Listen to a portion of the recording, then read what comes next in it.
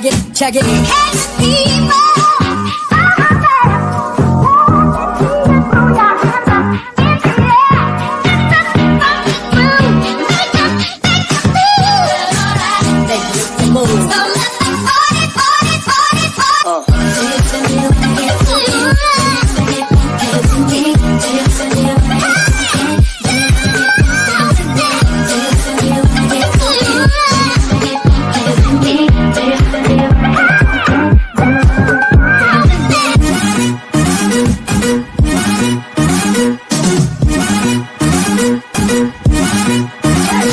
Check it. Oh, I think I got the fever. I'm heated.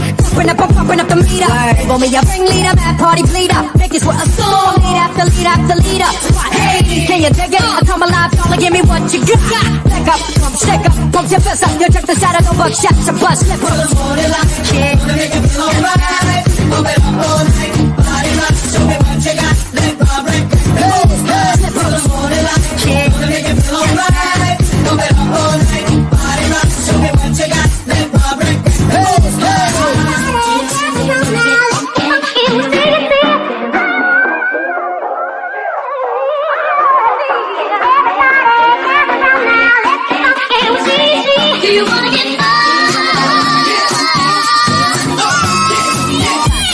Check it out, check it out, check it, check it out, check it, check it, check it out, check it, check it out, check it, check it, check it out, check it, check it out, check it, check it, check it out, check it, check it out, check it, check it, check it out, check it, check it out, check it, check it, check it out, check it, check it out, check it, check it, check it out, check it, check it out, check it, check it, check it. Hey, people.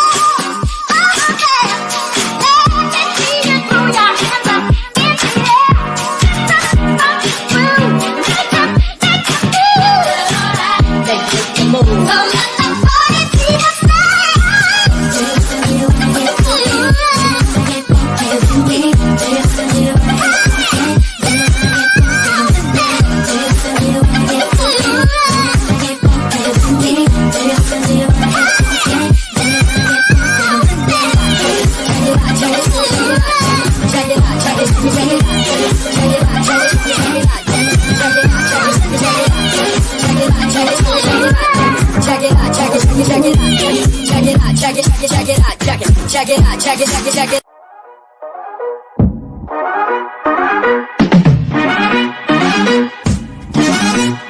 Check it, check it. Hey, people.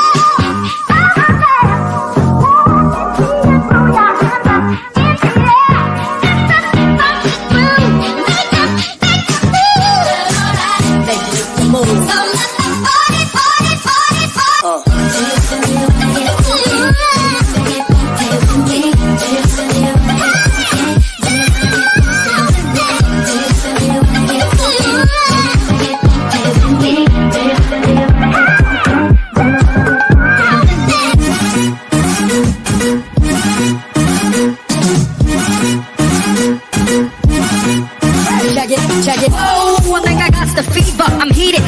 Pumping up the meter. Roll me a ringleader, mad party bleeder. Make this with a song. Lead after lead after leader.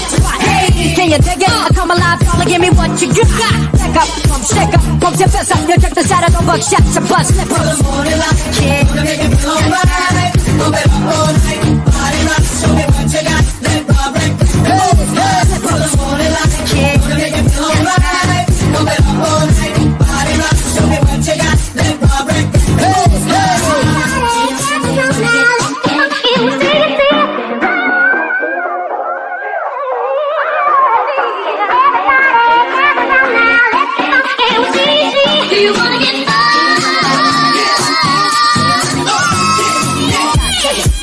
Check it, check it, check it out, check it, check it out, check it, check it, check it out, check it, check it out, check it, check it, check it out, check it, check it out, check it, check it, check it out, check it, check it out, check it, check it, check it out, check it, check it out, check it, check it, check it out, check it, check it out, check it, check it, check it out, check it, check it out, check it, check it, check it. Hey, people.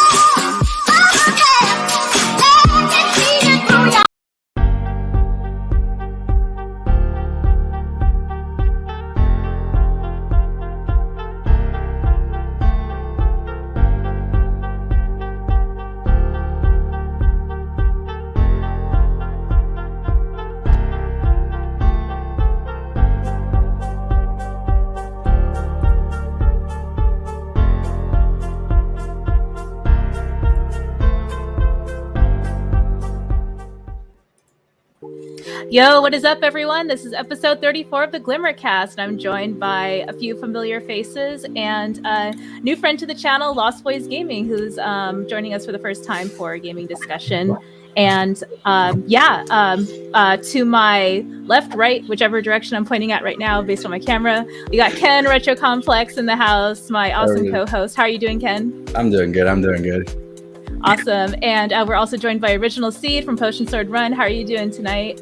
I'm always great, thank you.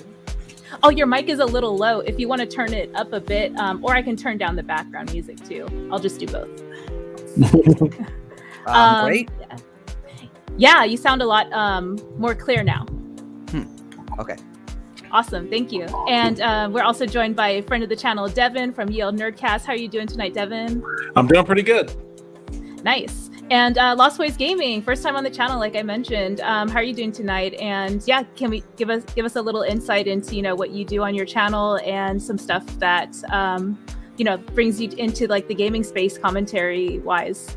For sure, thanks. I'm glad to be here. So yeah, mostly what I'm doing on my channel right now is covering a lot of news, leaks, rumors, mostly covering Nintendo stuff. We do a little bit with Xbox and PlayStation. I mostly play Nintendo, so that's kind of where my interest lies a little bit better. So yeah, I appreciate it, the opportunity to be here with you guys. I'm looking forward to talking more with you all. Of course, we're lucky to have you with us. And last but not least, GenXGamer in the house. How are you doing tonight, sir? I'm doing great. I hope everybody's doing well. Awesome. Yeah, we can get into the topics. So tonight we're going to be covering some nitty-gritty details around the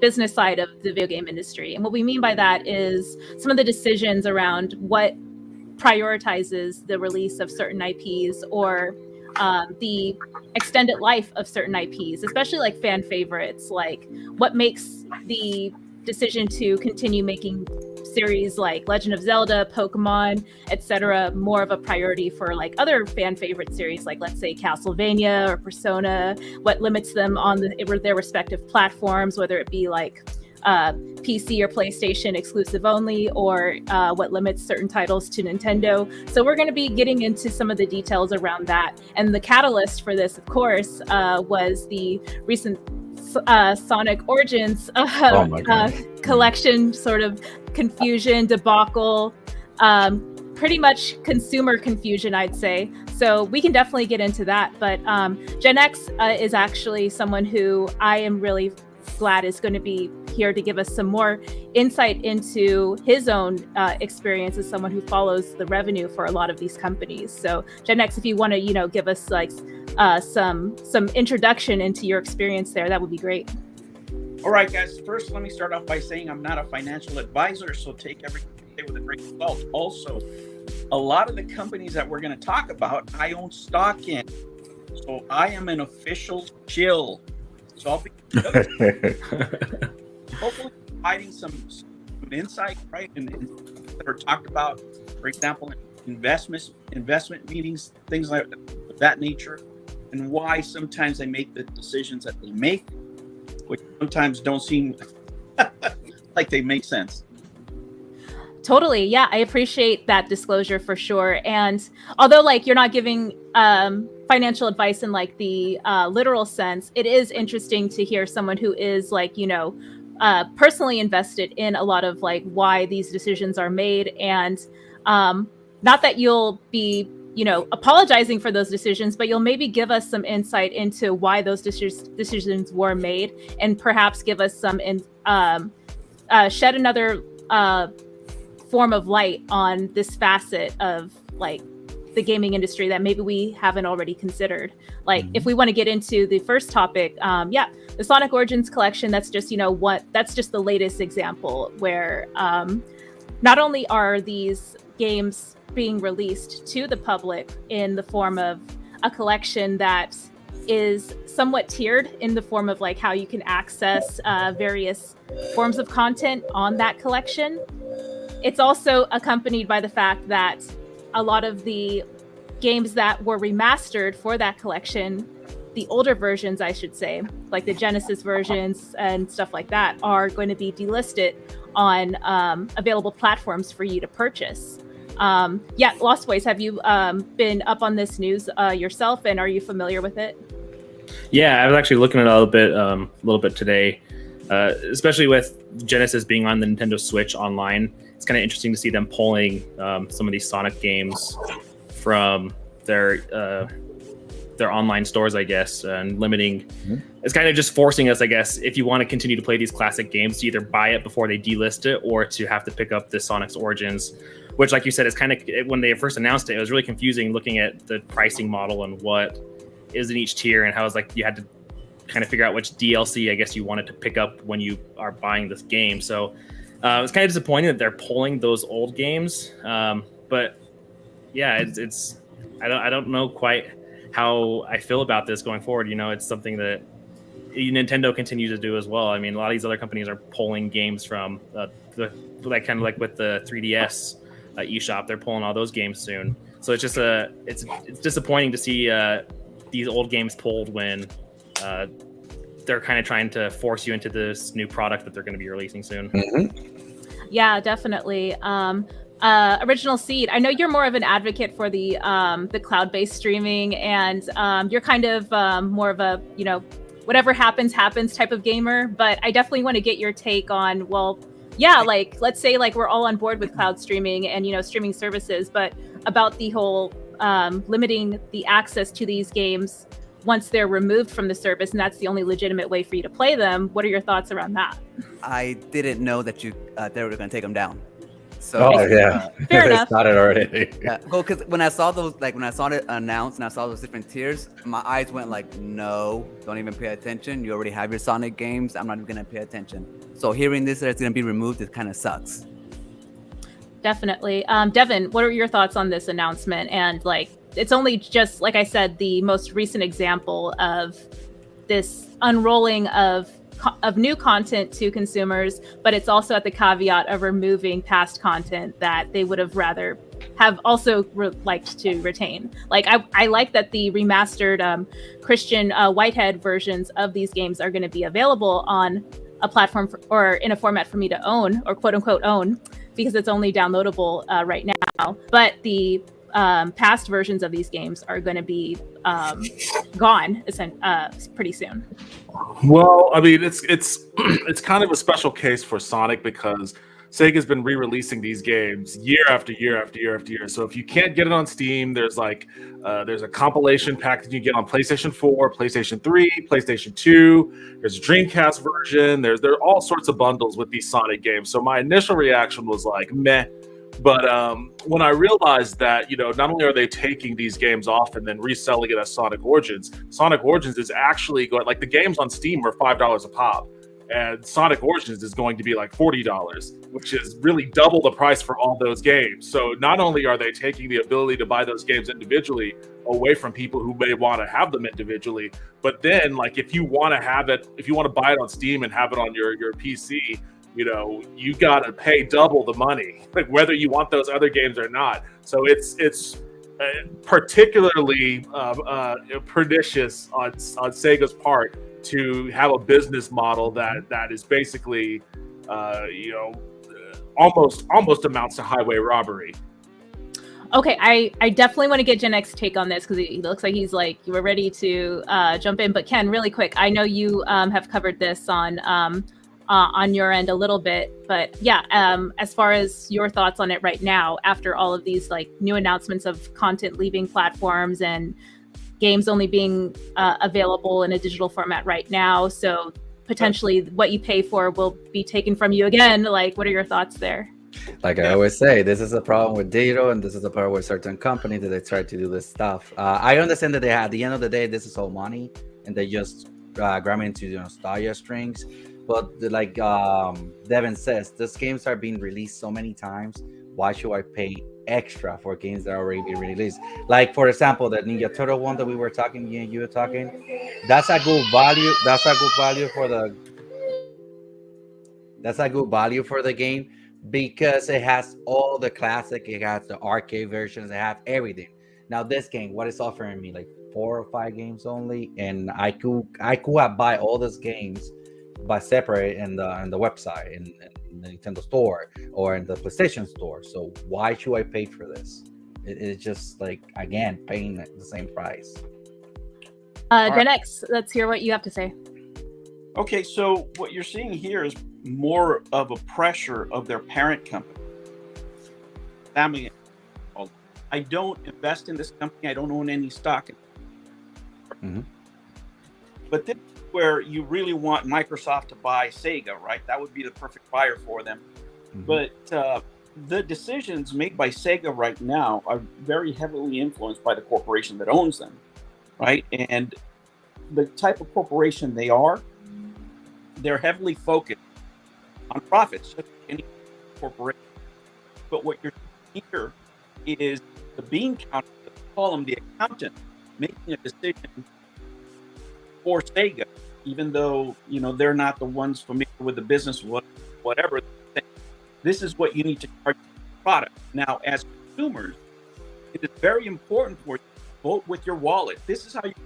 If you want a company's mindset, just say no, do not buy the product, and do what you're doing. Give them feedback. Say, this is BS. You're forcing me to do X, Y, Z. And if you vote with your wallets, they will change your mind really, really quick. Because eventually they will move to a different business if it's not selling. Right? It doesn't matter what plan they have. Nobody's buying that stuff. They have to lower their price and change it to more consumer friendly. Yeah, I'm also getting some feedback from the chat that your mic is intermittently going in and out, but I think I got the gist of what you were saying as far as like offering more consumer-friendly ways to own outright these game copies. And part of like the concern that I've had that I've flagged to other folks is the hosting costs for all of these games. And granted, like the size of these games, I'm not someone who is really privy to the cost of like hosting, but the size of these games is like in the megabytes. Mm-hmm. I don't know how crucial it is to like have a reoccurring bill to host like a few gigabytes of like Sega's entire Genesis library or something like that. I'm just exaggerating a bit, but yeah, that's my biggest argument too, is like, what is it going to cost you to just can perpetually host these games on your platform to allow everyone to access them at any time? Can you guys hear me now? Yeah, Yes. we can hear you. Okay. Just a quick little note adding on to what GenXGamer was saying, because it is a business decision. They are just trying to make money, and it should be noted that right now Sega is striking while the iron's hot with Sonic the Hedgehog movie doing gangbusters at the theaters right now. Like, it was $110 million budget movie that made $290 million. So like, there is more interest in Sonic the Hedgehog as a brand right now because of that movie. Because of that movie series, than there had been in years past. So I could totally understand why they would make these somewhat draconian decisions to try to force as much money out of the Sonic brand as possible while they still can right now. Got it. And Lost Boys, like, what is your take as far as like some of these practices that we're noting? Because like you pointed out, like the eShop losing many of the titles that are the result of the end of life for these consoles, like the 3DS and the Wii U. Although there is this argument of, well, you had your chance to get these games when these consoles were relevant. I don't necessarily put a whole lot of weight on that argument. It feels a little dismissive because it's also discounting the fact that these consoles are hosted online, so their lifespan outruns the physical production of those games. So we don't necessarily need new titles to continue the lifespan of a console. Like the Wii had a continuing lifespan with its online hosting and apps that it was hosted that it hosted for like years and years, almost like 10 years past its lifespan. So I don't know if you have any thoughts on that yourself. Yeah, I mean, kind of like going back to what everyone else is kind of saying, that it ends up in the end just being a business decision. And I think ultimately this is just from my perspective and what I've seen, I think it's just going to push more people towards emulation in the end. It's what's going to happen is people are going to find other ways to preserve these games. And it's going to be taking the money out of Sega's, out of Nintendo's, out of their pocket, because why do I want to pay for a game that I've bought 4 times? Why do I want to buy it a 5th time? If I bought a game on the Wii, on the Wii U, and then again the Switch, why do I want to keep purchasing the same game over and over when I could emulate it for free? And at what point is it I've bought the game so much that I should be able to do what I want with that file? I mean, Sonic, like going back to that Sonic, those games are super easily emulated. People have it on their phones. You can play it on your laptop. People are emulating stuff on the Steam Deck now. So I think at a certain point, yeah, I understand it's a business decision. And kind of like Gen X, sometimes I'm a shill. And I want to be able to play it on the latest platform on the current hardware. So you're gonna fork it over. But I think in the end, they're kind of toeing a line where they may be pushing more people to emulate than they may want. And to each their own. I know I'm not going to tell you can't emulate. I've emulated stuff in the past, but it's in the end, it's going to be. I think that's going to be something that a lot of people look into as they go, especially with these pay-to-play services. Where they're throwing their legacy collections behind paywalls, or they're delisting stuff because they're trying to push the new service. So I think that's kind of, at least in my mind, that's where things are kind of heading with this. Totally. And yeah, Push and Sword Run, I wanted to pivot to you to get your thoughts on the... I was gonna say, I'm pro pirate, like do whatever Fair enough. do. Like I don't do it myself because I don't have the means. Pretty much, I don't want to do. I just want to buy a game and put it in my system and play. I don't want to deal with all that stuff. But I do buy digital, so it's very convenient for me. But if I can just go to a site and be like, that simple as it is as buying online, then I would do it. But one thing that is cool, and it's forcing us to do it that way. All this stuff, all these prices, all these different re-releases is forcing us to not, to pirate games and not having to buy the same one over and over again. But one thing that I do like that is pretty cool on, I don't know how this works or who does it or if it's just universal, but there's a thing like on Xbox where I buy my movies. It's called like Movie Pass or Movie something, movie, I don't know what. But all I do is buy the movie and I can play it on any device that I own. So it's like universal. And I wish my games were like that, where I can just buy the game, except for exclusives, obviously, and just kind of have a license to play it on any system that I own. If it's able to run it, then it should be able to, play it if I already bought the game. I wish that's how it would go. Like every game would have a key or something, and that can just be a universal key towards any system you have. You can play it wherever. If you want to play on the Wii, it'll be like a messed up version. If it's on the Wii, if it's on the Xbox, it'll be a better version, obviously. Mm-hmm. But that's kind of what I'm hoping they will do. That way they'll kind of cut down on piracy, the need to actually rebuy games. It's kind of like the perfect scenario, but I don't think it's gonna happen. But when I do buy digital movies, I make sure I buy the digital ones where I can play them on any device. So if I'm on my PlayStation, I can play it. Xbox, I can play it. On my iPhone, I can play it. And that's kind of cool. Yeah, Gen X, I know from like your backlog of content that you personally were in favor of the site Love ROMs being taken down, and you felt that was like a good thing for the industry. I want to kind of hear more about that in this day and age, now that some time has passed since you made that video. Yeah, that was one of my more controversial videos, but at the time, what I was advocating for is to push these companies to deliver the content, right? So if you think about all these games, when we think about the games that make us nostalgic, right? And we tend to think that those games were more consumer friendly, but they weren't.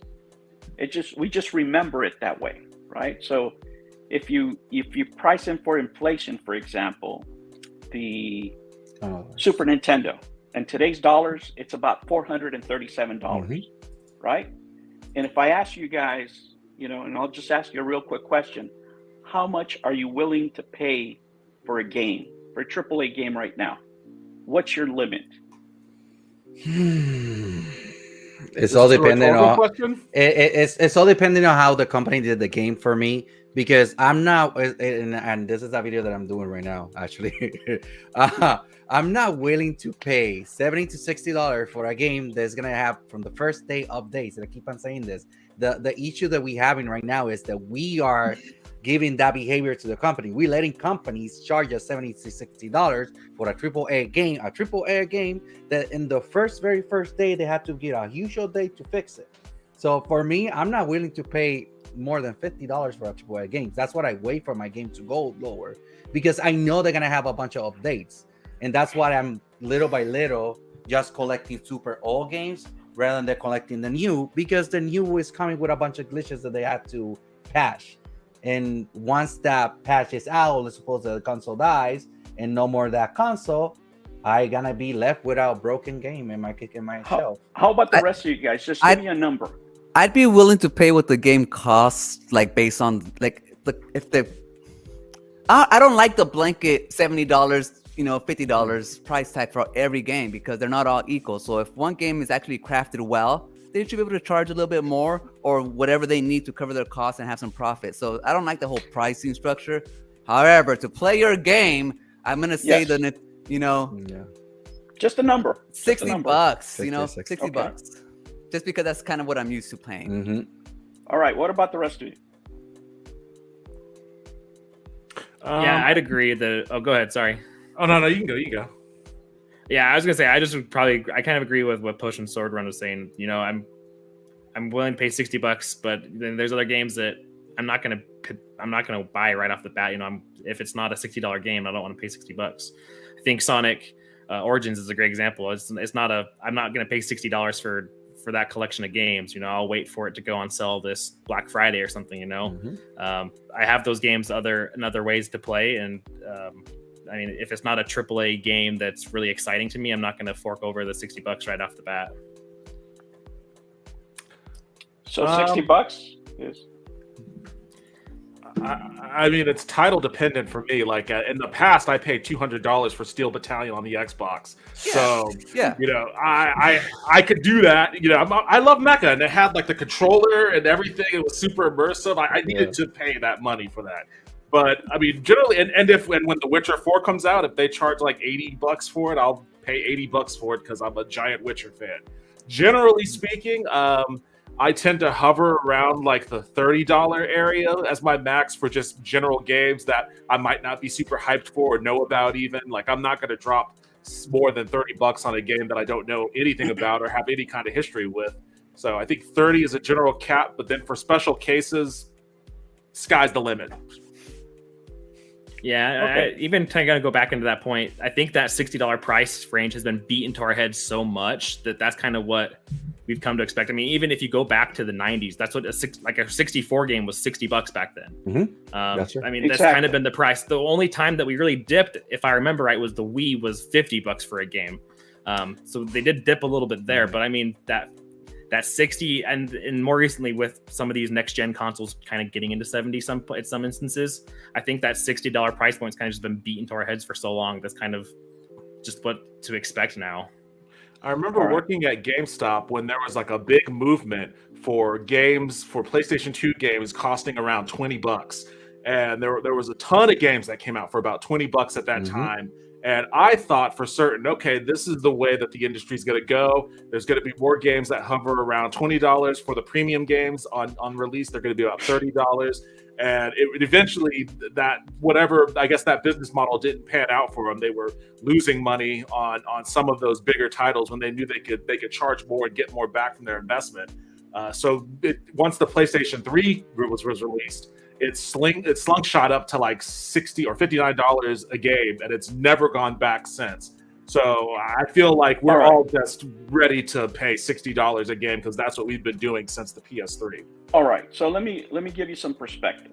Okay, so when the Super Nintendo came out, the console was $199, which is about $432 in today's dollars. Okay, games were $39.99, basically most of them, right? And that's about $84 today, right? Mortal Kombat, when it came out, the trilogy, right? The cartridge, or say Street Fighter Alpha 2, came out at $59.95, which in today's dollars is about $126 a game.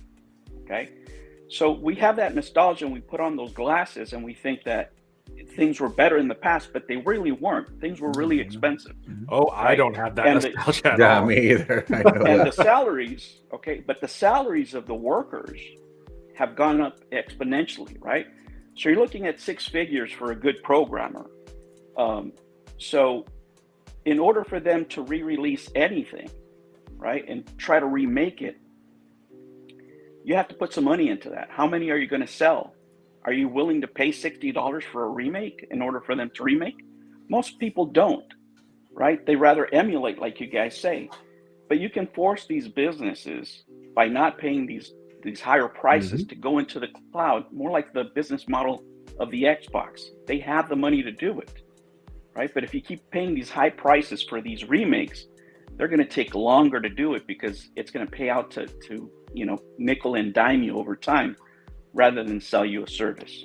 Kind of what's happening to Netflix right now. They're Yes. losing a lot of money because of it. I just have to take a little bit of an issue with saying that the game developers are making high salaries. Like, as someone that's worked in the industry for 14 years, I can assure you that there are some that do. There is a premium on graphics engineers, but for the most part, a lot of people that work at the in game studios don't make as much as people might seem to think. The issue is that game development takes a long time now, especially with bigger games. And when you're stretching that development time out, you're paying those salaries, even if they are depressed wages, you're paying those salaries out over a longer period of time. And that's what's expanding. That's what's ballooning that cost. Yeah, but I'm talking about the big three, right? I'm talking about the bigger companies. So I live in Silicon Valley, right? So these guys are my neighbors. I talk to them all the time. I live in Menlo Park. I live blocks away from Sony's here, Electronic Arts is here. Yeah. Some of these guys live in these buildings here. So, I talk to them, and for example, the last time I talked to them was regarding Anthem and how much money was poured into Anthem. I have direct experience with Anthem. I worked at BioWare for 6 years. Yeah. So, the product was there, right? The work was there, the salaries were there, and there was no payoff, right? And there's other games that have failed. But for the bigger companies, they have to spend more money to develop X product. It doesn't matter what product it is. Those salaries tend to be higher, right? And those are the ones that are going to deliver you the service: Xbox, Sony, and Nintendo. I mean, those are the big three that could do it if they were able to do it. And the only one doing it right now really is Xbox. Really quick, I do want to highlight super active person in the chat, Oak City Gamers. They were making comments in regards to the perception that inflation for Gen X, to your point, the Super Nintendo, $85, base for the console back in like the 90s versus it being inflated to around $400 in today's dollars. No. It's $199. Right? The console was $199 to $437, just about. The games from $39.99 to today's dollars, it's about $84, and that's taking into account about a 2.44% inflation rate per year on average. Got it. Okay, my apologies. The reason I wanted to highlight their comment is because this is something that I would like a little bit more understanding around as well, is like, is it truly like a one-to-one argument about the inflation costs, or like the cost difference between a console back in the 90s versus, in today's era? Like, can we really compare the prices back then just based off of like, an inflation chart, let's say, like, and the value of the dollar going up? Oh yeah. I mean, actually, the value of the dollar going down, the value of the dollar. Okay, my apologies. But to give you an example, right? When the Super Nintendo came out, at that point, I was making about, the most I ever made was like $14 an hour, right? And I had a family of three at that time, right? And some weeks I would make $280. So you can see how spending $200 on a single system could be a lot of money for me, right? So that's how you can draw, because how much money were you making in 1991? I mean, most of the people listening to our podcast right now were born in 1991 or around there, right? Yes. And they're trying to tell me what life was like in 1991. Well, what were you, 3, 4? I was working my ass off 40 weeks. I will also say to Oak City Gamers, his comment, it seemed like he was taking issue with inflation, using inflation as a metric for whatever reason, thinking that it isn't applicable here. But inflation, whether you think inflation is caused by corporations raising prices, or if there are other economic indicators, the only thing that matters is that inflation has happened. Like it's a thing. It's real. Inflation is real, and the cost of those products, when you account for inflation, it really does it bears out to being like as expensive, if not more expensive, back then than compared to now. Yeah, I mean, I did just want to kind of give an opportunity for that comment to get called out. And one of the other points that I kind of wanted to segue to were some of the ways that companies limit access to their games behind having to bundle them with collections, as opposed to just allowing you to buy them individually. Case in point, there are these legacy collections from like Taito, Capcom, etc. And like even the Turtles collection as well. Let's say like you only wanted like one of the games, maybe like one of the SNES versions of the games, or maybe just like the arcade version of the game from that collection, but you're kind of compelled to purchase all of them within that single collection. Potion Sword Run, I don't know if you ever like ran into this issue, because I know you stream a lot of your games, and I don't know if you're like big into like retro collections like that, but have you ever ran into this issue where you're just like, well, I only want this one game, but they're forcing me to buy all this other stuff along with it? No, if I want to buy it, I just buy it. But I was thinking right now, I don't think I own any kind of like retro collections, except for maybe one, because it wasn't even a retro collection. It was like the Batman Asylum collection on the 360 that came out, or 360. I don't know when it came out. Anyways, but it was a 3-pack, and it was on sale for like $6. I'm like, oh yeah, I'm gonna get it for sure. No, I'm looking at all my retro games right now, and I always buy them individually. Like like I have some on 360, like a bunch of Castlevania ones that went out on sale for $2.99, and a bunch of Mega Man ones, and I just buy them all individually. I don't even look for bundles and stuff like that. So I don't know. I'm your odd gamer, I guess. I'm not really addicted to buying games. I just kind of want to buy something, I'll buy it. But I think the reason why these I'm very anti-corporation. So I don't like them. But the reason why they do this is because they only have a limited amount of ways to make money, and they're just trying to milk it every way they can. So they're gonna keep on releasing all these bundles and stuff, because people are gonna keep on buying them and talk about them. They do it with the movies too. For example, I was looking at the Harry Potter movies, and they're releasing like a bunch of them, like in a set pack, but it doesn't include like the last movie. And I was like, well, why am I gonna buy all these movies if it doesn't include the last one? Like, it doesn't make sense to me. So I don't know. I'm thinking they're just gonna keep on releasing these, and it's gonna keep on, until people keep on buying them. So I don't see this ever stopping until people stop buying it. Yeah, for sure. Lost Boys, what are your thoughts around like game companies releasing games in the form of like a collection, or through specific consoles only, and then maybe like maybe delaying or foregoing other console releases? Like, let's say like Capcom release was going to be rolled out to I think it's coming out to every console, but let's say the Persona series, that's a really good example, where right now it is the mainline Persona series, I should say, is kind of restricted to the PlayStation systems, as well as now really rolling out into PC. What are your thoughts on that? Yeah, that's a good question. I mean, we've seen Nintendo do this a lot recently. I mean, they released last year, I guess it's been 2 years now, like the Super Mario 64 Sunshine and Galaxy bundle. There's been a ton of rumors about whether or not we're going to get a Zelda bundle with Twilight Princess and Wind Waker. I think with some of these companies, I think when they bundle it, they assume that you're getting a perceived value, right? You're paying full price for a game, but to them, you're getting 2 or 3 games, right? So when, like, for example, the way that they kind of marketed the 3-pack for Mario 64 was you're paying $20 a game, which when you think of it that way, it's not a bad deal. I mean, $20 for some of these legacy games are good, but to your point, it forces you, if I just wanted Mario 64, I didn't want the other 2 games, I have to pay the full $60 for those. So I think that it does, I mean, to that point, that they're corporations, right? They're trying to get as much money as possible, and that's one way that they can do it. I think the thing with limiting them on consoles, though, is interesting, and I'm not quite sure why they do that as much. Like to that Persona point, if they were to release the Persona games on the Switch, I can guarantee that they would sell like crazy.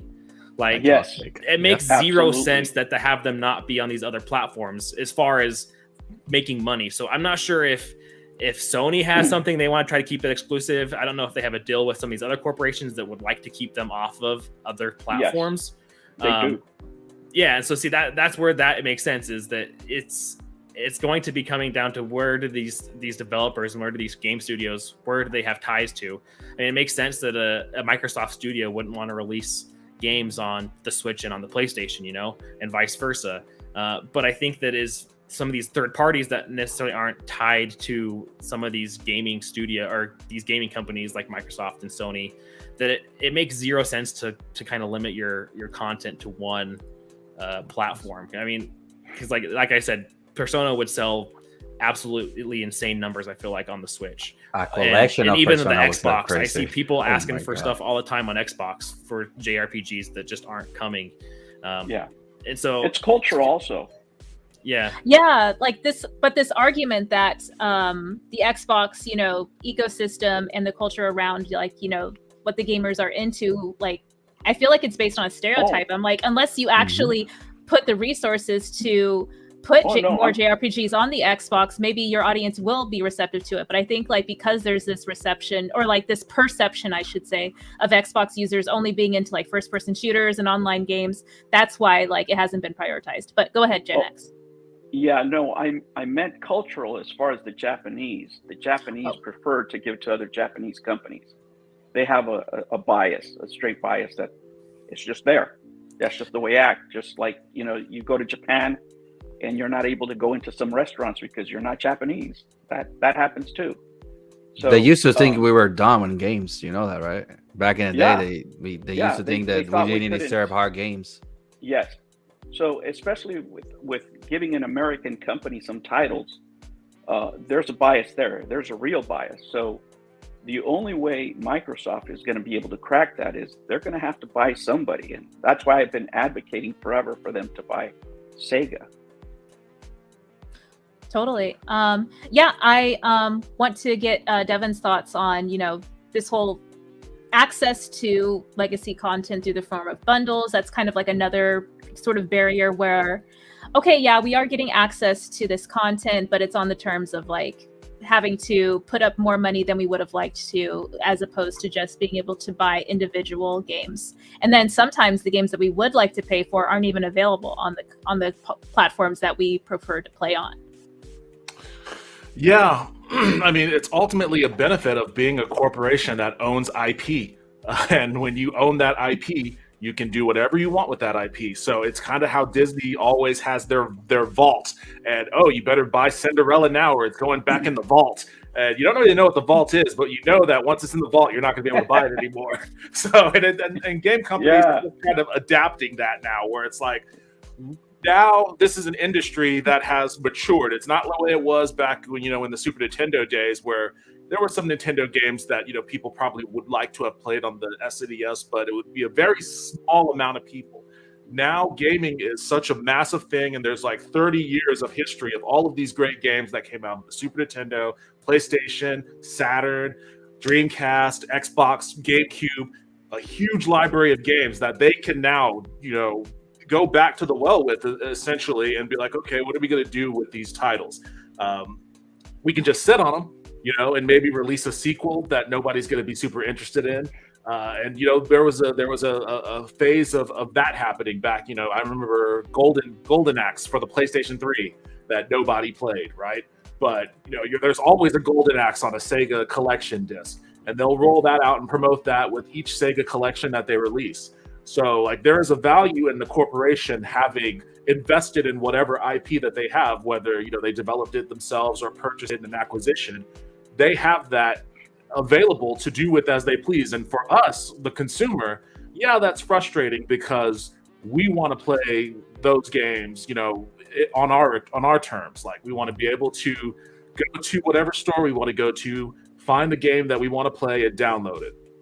And that's just not that's never been in the contract between a consumer and the business. Like, I can't go to a McDonald's at any random time and demand a McRib if they're not selling McRibs at that time. You know, I gotta play the game by their terms. And so I think that's just like what's happening is a lot of gamers, particularly gamers with as much gray in their beards or in their hair as I have, you know, they grew up in an era where they never had to really contend with that. And now we're in an era where as gaming goes more cloud-based and more downloads over physical copies, this is the new world. This is the reality that we need to get used to being a part of.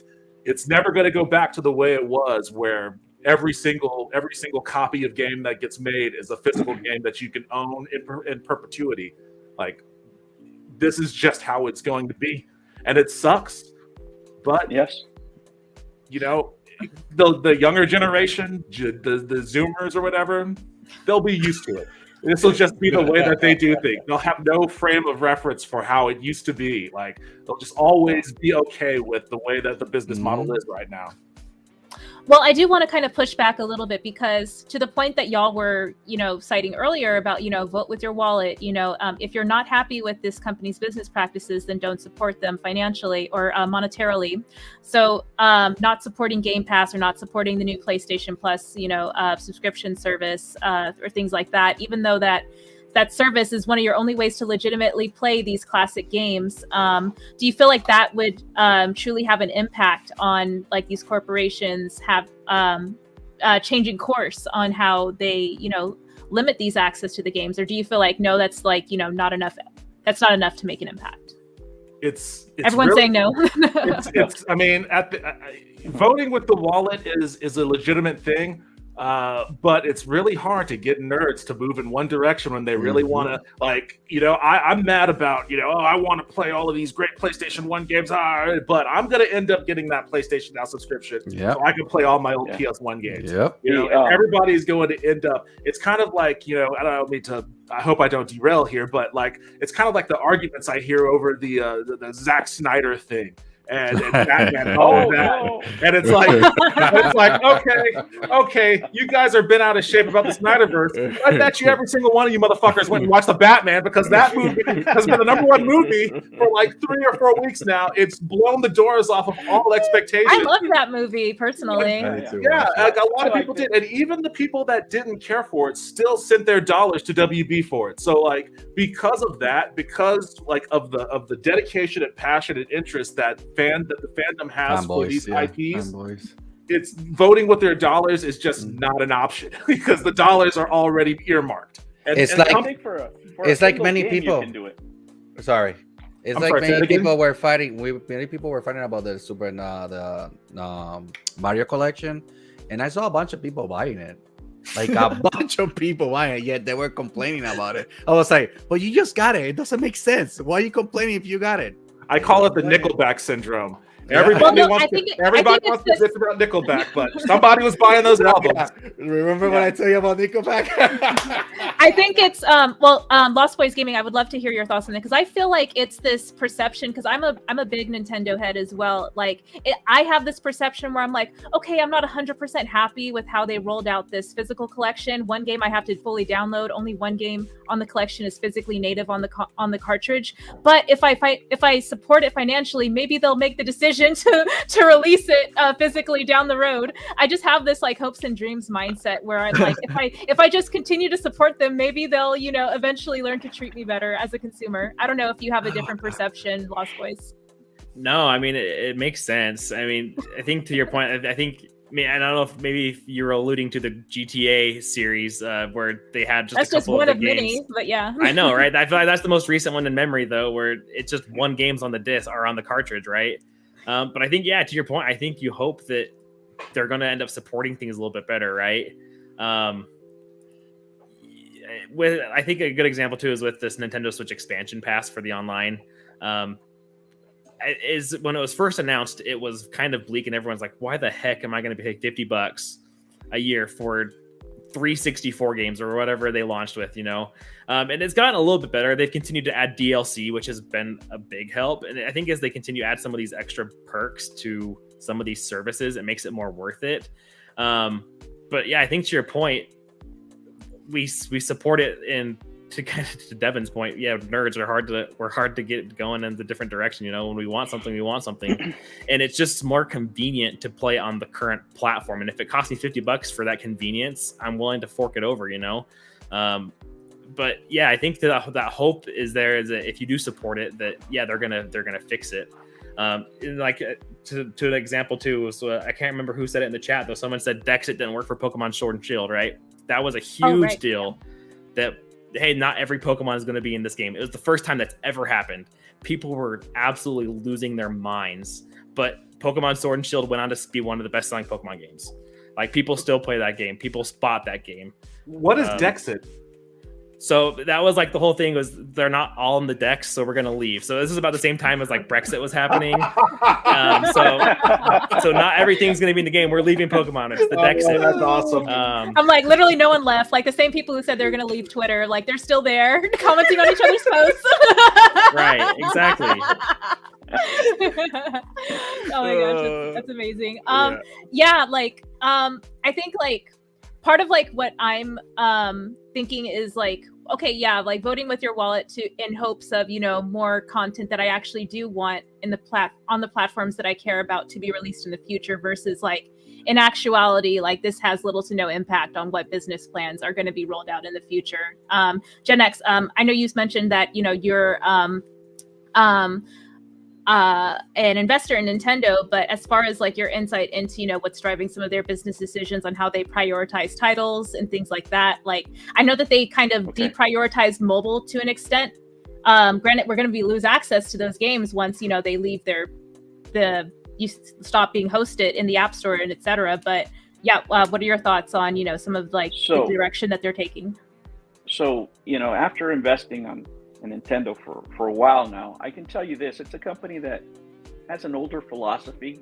You know, they measure 5 times before they cut anything, right? So you'll see a company that tends to implement things later. Their quality is always higher because they just go over it and over it and over it. Metroid 4, for example, Metroid 4. Is that the one that they canceled? Am I correct? Yes. Yeah, I think so. So they scrapped the whole game because they didn't feel it was up to par. It wasn't to their measurement, right? Their online is slow, very slow, because they don't want to make any mistakes. Their biggest concern is people's security, right? They will probably be the last ones to implement NFTs, for example. They're not going to do it until they know it's absolutely safe and they have a safe environment for everybody. That's just the way they've always been, and they rely on their IPs in order to grow, right? And they've been successful in that, as opposed to Sega, right? Sega just is going to release, Soul Hackers 2. And we've been crying and begging, right, that after all this time we've been waiting for Soul Hackers, they're not going to give us a physical copy. It doesn't matter how much we cry, scream. They already said, no, we're not going to do it. So yeah, we're going to get it on the Xbox, but we're not going to get the collector's edition. We're not getting a collector's edition for those of us who spend a lot of money, right? Like I tend to get all the collector's editions, but for America, they said, no, it's just not a good business model for us. And that's that. But Nintendo is completely the other way, you know, and that's what's kept them in business for all this time. And I don't see them changing anytime soon. Original C, did you have a no, he just brought up NFTs and reminded me another reason why I don't like corporations. Fair enough. Yeah. It's just one of those like inevitabilities, I guess. Yeah, it's like something else I have to worry about too. It's just like, oh my God. Well, that could be I just want to play video games and my video games. I don't want to invest while I'm playing video games. You know what I mean? It's like, come on. Yeah, I was like, if I wanted to invest, I'd jump into my Fidelity account and start buying these stocks. I don't want to have to worry about stupid shit like that in my video games. We should just do another show just on NFTs. Oh my God. Oh man, that'll be another like several hours of me. But then again, I wouldn't oppose making money doing NFTs too. You know what I mean? So it's just like, come on, I don't want to do it. Don't force me to do it. But it's just that's what I can. That's the road. I see it. You know, and even as much as I want to ignore it, it's still there. NFTs. This. I It's have actually- to imagine that that's going to burst, though. Like, because no company actually knows what to do with an NFT. They're not really for certain what an NFT even is. They just roll them out in press releases. We're going to support NFTs. So I have a feeling that at some point that ship is going to sink. Well, the thing is, if Gen X is right and we get these actual serious companies actually like taking the time to double check, triple check, and actually get like a whole thing behind it, like Nintendo would, and maybe other corporations might, then I can see it, because these guys are greedy and they're gonna do anything they can to get that money. It's just right now people are like, woo, you know, that's what's going on right now. I want to see someone be like, bam. Look, I can give you a little hint on what I've heard. Okay, so a couple of things here. NFTs right now, the market is not for people that are buying them, right?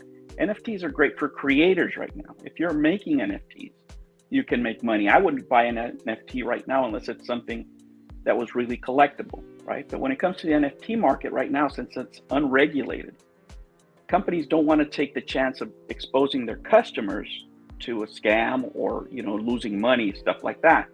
How could they be implemented? Okay, I'm just going to give you a couple of ideas that are floating out there, right?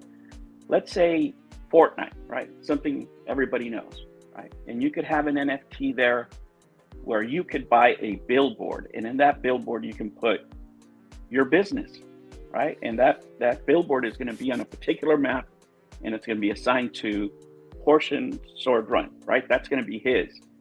And in the middle of it, maybe that map becomes really nice, and somebody says, "Hey, Portion, you know, I know you paid $500 for that, but you know, I really want to advertise my business. You know, I'll give you $1,000." And he's like, "Nah." And somebody comes and goes, "Dude, I'll give you $5,000. I need that right now." What are you going to do? You're going to sell it, right? But that's just a solid item that they can control, just not people interchanging things, right? Or it could be an advertisement. It could be just an item that belongs to you, but it has to be really curated, because if even let's say it's a weapon, for example. Let's say it's a weapon, that NFT.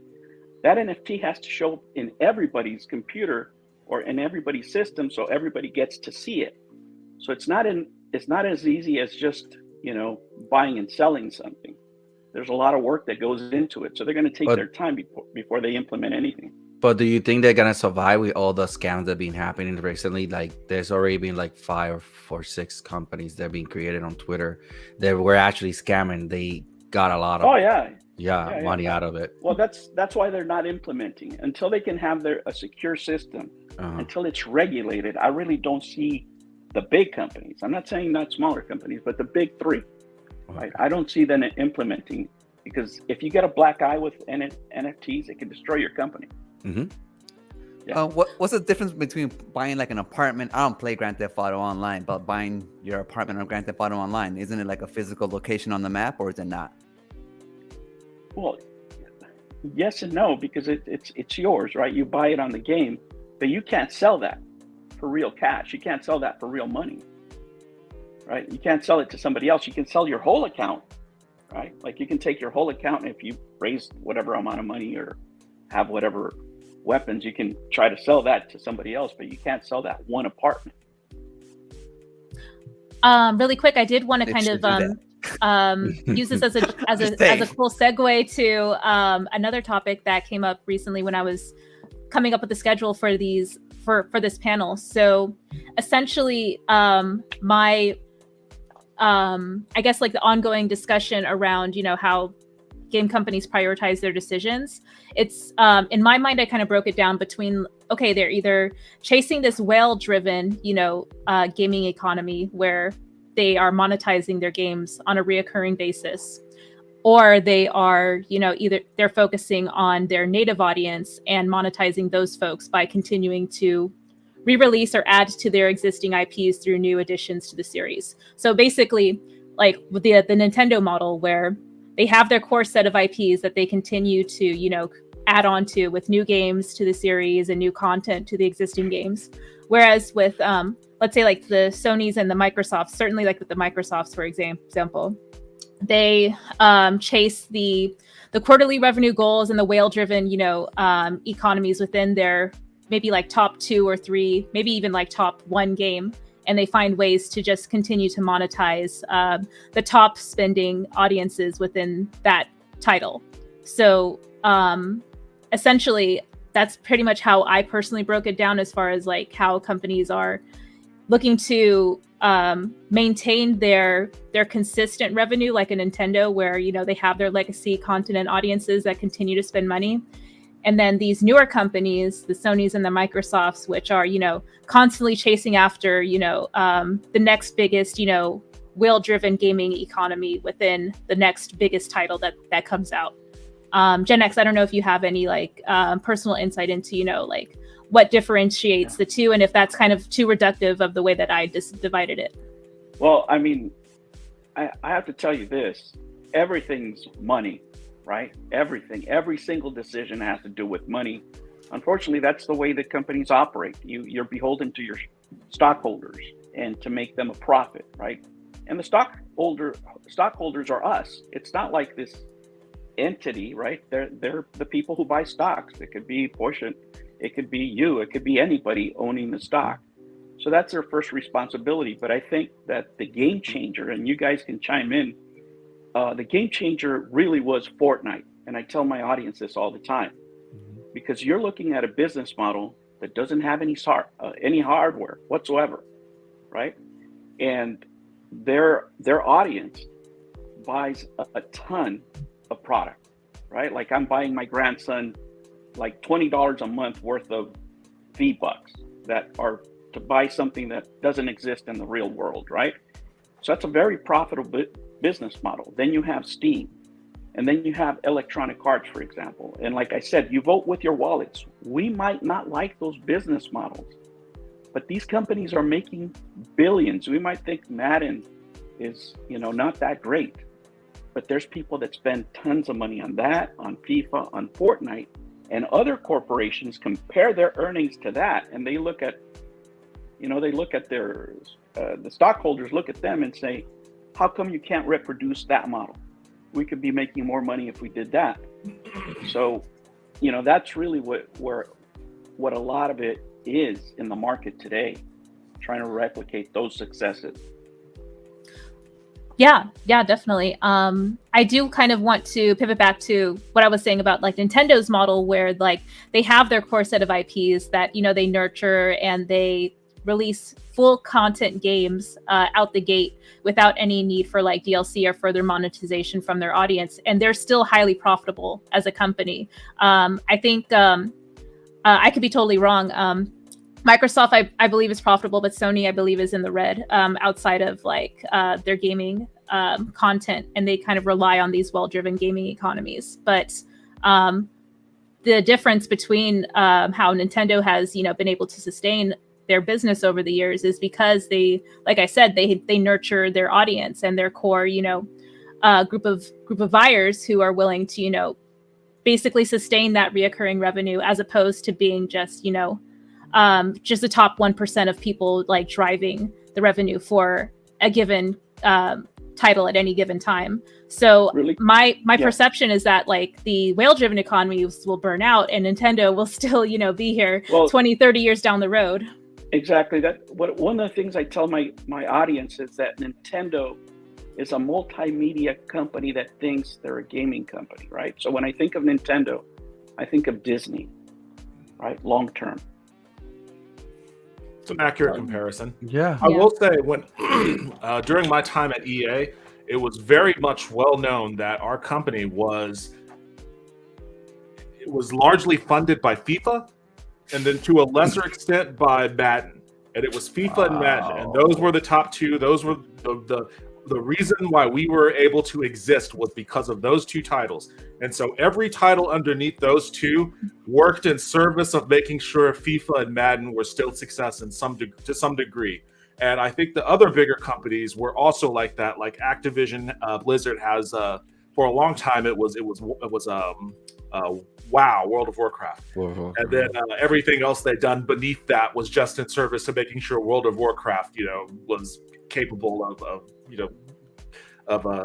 continuing its development. So I think that, and that model is actually, I'll never forget. Oh boy, this is a story. I don't know if I want to tell this story. It's kind of long. Long story short, we had a bunch of layoffs, and our general manager wanted to change the business model at BioWare so that we wouldn't have to go through a boom and bust cycle of hiring 300 developers and then laying off 300 developers after a title was shipped. So we started developing a smaller game, smaller budget, more focused, and we were doing reiterative development on it so that we didn't have large moments of development that only ended up with a title or a demo that wasn't fun, right? So we had a lot of different PlayStation also, et cetera, et cetera. And EA Corporate was super excited about it. They loved it. They greenlit it through a number of its different runs where they had to, take a build and show it to execs and then get greenlit for more development and all that. All the way up until the final stage of greenlighting, which is where a title actually, hits the go button and gets full development support. And that's when they decided they didn't want to develop the game because they wanted to shift their business model away from having a bunch of smaller titles to just having a small handful of AAA blockbuster titles. So when they killed that game, they laid off a bunch of people, which is the thing that we were chiefly trying to avoid. And, all of that development, all of our development efforts went towards, just focusing on just the key blockbusters, which at the time was Mass Effect Andromeda and Anthem.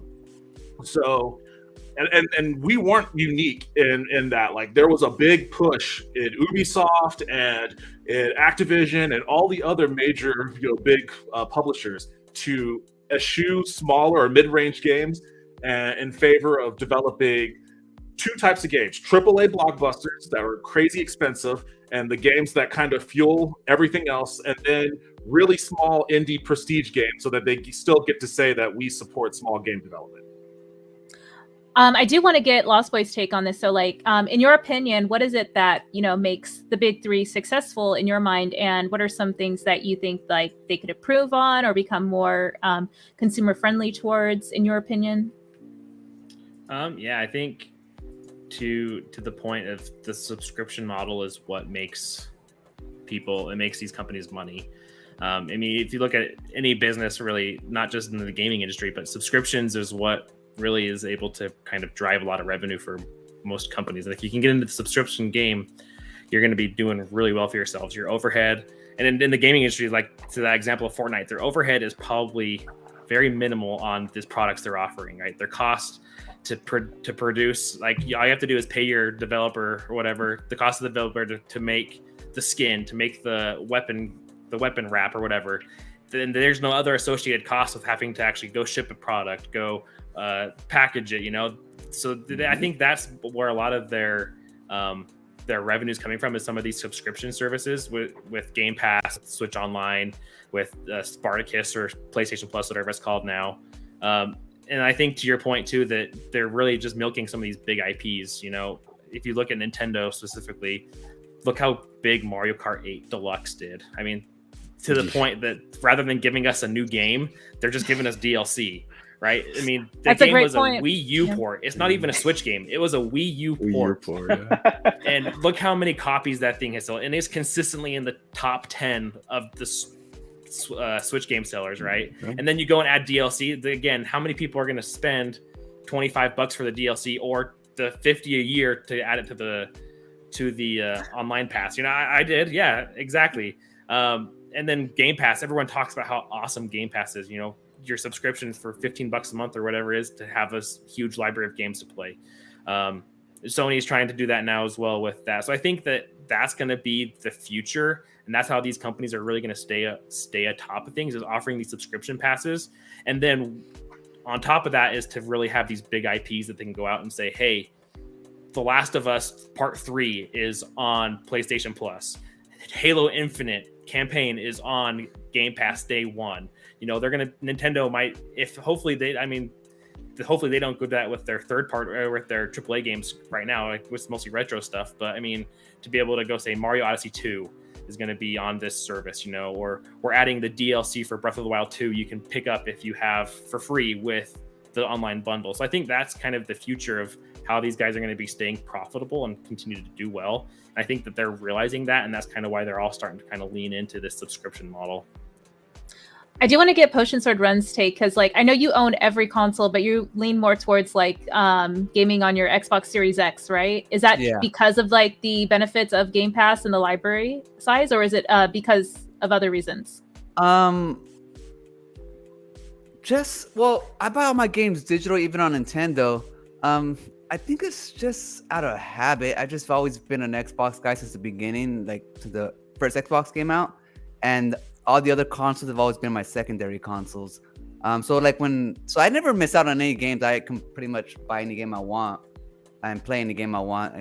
I don't think about how lucky I am when I hear this stuff. It's like that's why when I hear people argue or talk about games that that they can't get, and I'm like oblivious to it because like shit, I can just turn on my PlayStation that hasn't been turned on for 6 months and play that game, But no, the reason why I just do it on Xbox, it's just preference. I like the controller. I like the ecosystem. Xbox Live, I just always worked. I don't have no problems with going online. The system's always fast. It downloads fast. It's just a better experience for me. So I like to play my games on there. One thing that I really, really like on Game Pass, on Xbox, is Quick Resume.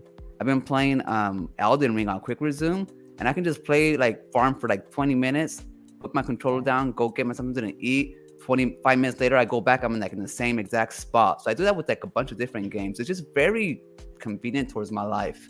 And that's why I enjoy playing on it. Nothing specifically because what they do that PlayStation doesn't do, company-wise. They're all big corporations, so I don't worry about that stuff. I just worry about the games.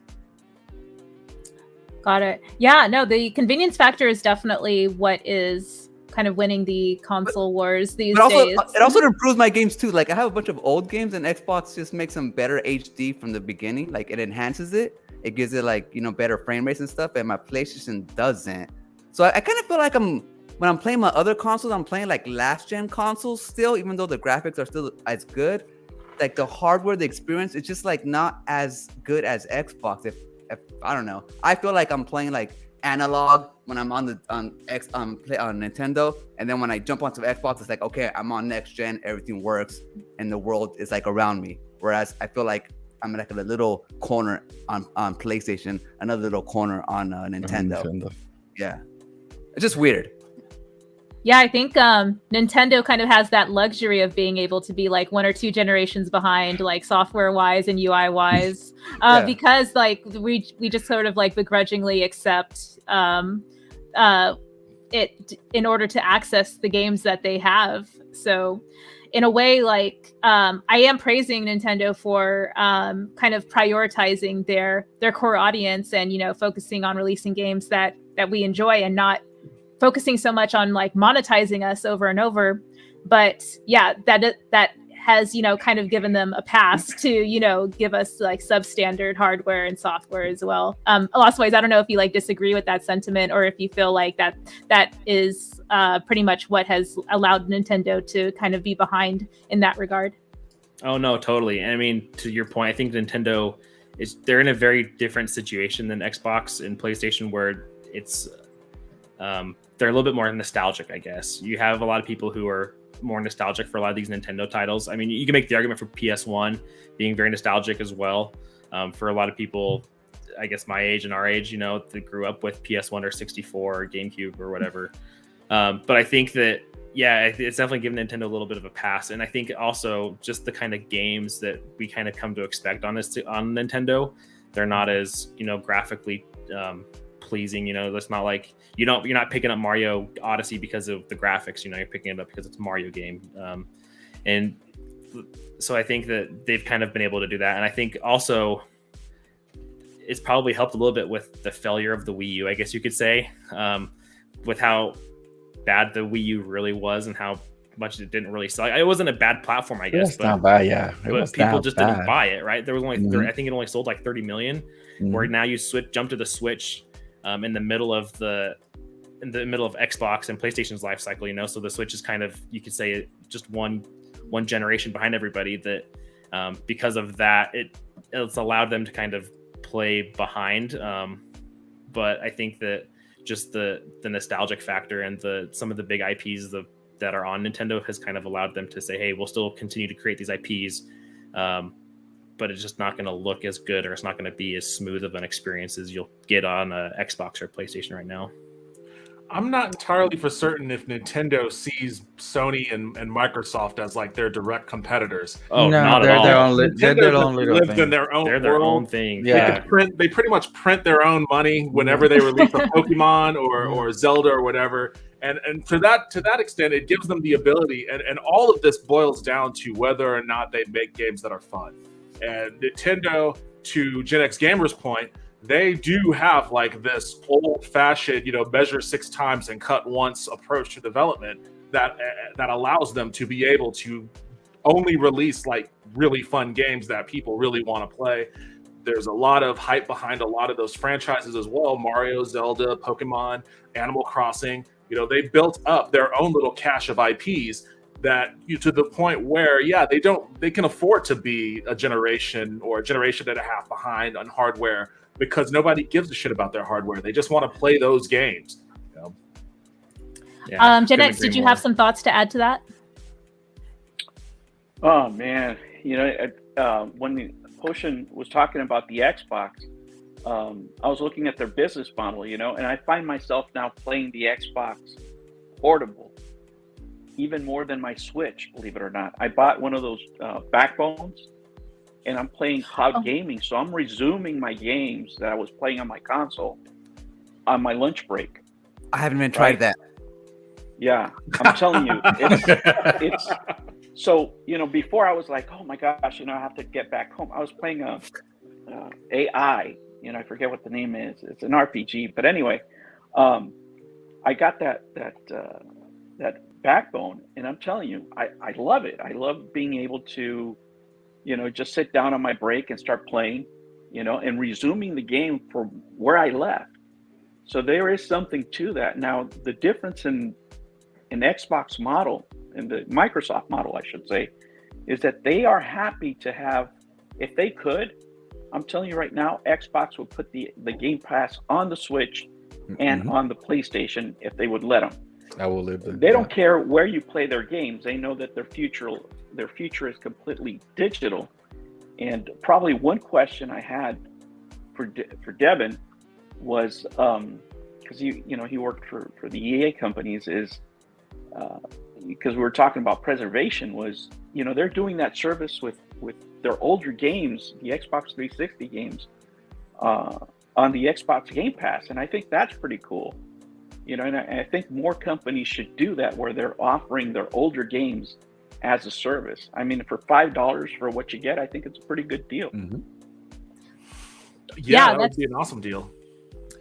Yeah, that's basically what I was inquiring about earlier. I'm just like, well, how much is it realistically to host these games? Like, how big could they be if they're all like, 10, 20-year-old games at this point? But that's kind of what I'm optimistic for too, like with the new PlayStation subscription service, access to legacy games. And now apparently they have this team dedicated to game preservation as well. Time will tell if, that will allow us to have better emulation from Sony for PS3 games, because the community has very well, bested them at that up to now. But yeah, this has been a really great discussion. Thank you everyone for being here to discuss it with us. I want to go around and let everyone get their closing thoughts on the topic and let us know where we can find everyone. Original Seed, Potion Sword Run, any closing thoughts on this topic, and where can we find you at? Closing thoughts. Don't trust corporations. They don't have your interests in hand. So get your games however you can. And you can find me at Potion Sword Run on YouTube and on Twitter if you want to know me a little bit more personal. Awesome. And GenXGamer, closing thoughts on this topic, and where can we find you at? Well, I'm on my channel, GenXGamer, and if you guys want to find out how to make money with the evil corporations, then you can come to my channel. And might as well make money, and I'll give you a perfect example. Remember the Activision debacle? So I made a video on that because we bought Activision when they had the scandal, and Warren Buffett now is getting investigated for buying Activision stock last minute. So you can make money, you can beat the corporations. Thank you for having me. Of course. And Lost Boyz Gaming, thank you so much for joining us on this panel. I appreciate you sharing your insight with us. Any closing thoughts on this discussion, and where can we find you at? Yeah, I appreciate the opportunity to be here with you guys. It's been a great conversation. I think, kind of just last thoughts is that I feel like this is definitely going to be a subscription world that we're going to be living in. So just kind of the Potion Sword Run's point, get your games however you can. Don't be loyal to any corporation because they don't care about you. So if you want to play whatever game you want to play, go ahead and do it. And you can find me at Lost Boyz Gaming on YouTube, and then also on Twitter. I'm LostBoyz_gaming. So again, I appreciate the opportunity to be here. Of course. Thank you for joining us. And Devin, thank you so much for sharing some of your industry insider knowledge along with GenXGamer and everyone else on the panel. Any closing thoughts on the topic, and where can we find you at? First, I really like Jack's Law comment about public transit in America. I think combined that combined with the anti-corporation is really going right down my alley here. So I like all of this. I like where it's ending. At the end of the day, though, you get your games however you can. I am pro pirating, though I will also deliver my money where I feel like it should be delivered. I'm not anti deliver your money, but it's just the transition point in the game industry, and us retro adjacent gamers just have to get used to that. For sure. You can find me at Olde Nerdcast, right there. Yes, links in description for everyone to go check out everyone on our panel. And last but not least, my co-host Ken, Retro Complex. Closing thoughts on the topic, and where can we find you at? Just emulate, people. It's more easy. If you feel like a game is being really expensive or you're getting ripped off, you can emulate. That's why they have it out there. You can find me at Retro Complex. I do reviews and all that stuff, and you can find me on Twitter on Channel Complex if you guys want to check me out over there. Absolutely. And thank you everyone in the chat for making this a really engaging discussion. I really appreciate all of the different facets of this discussion we were able to cover. I know it's not like a one and done. It's always a lot of these panels that I have with Ken and friends have reoccurring themes around, the growing ecosystem of streaming content and streaming services. So as more news and more announcements come out, there's always something new to talk about, even though it's relatively the same topic. There's always new things to pick out and discuss. But thank you everyone for tuning in. I'm going to go ahead and play the outro. Thank you again to my panel for hanging out. And we will catch y'all later. All right, take care. Bye. All right, have a good one. Thank you for having me.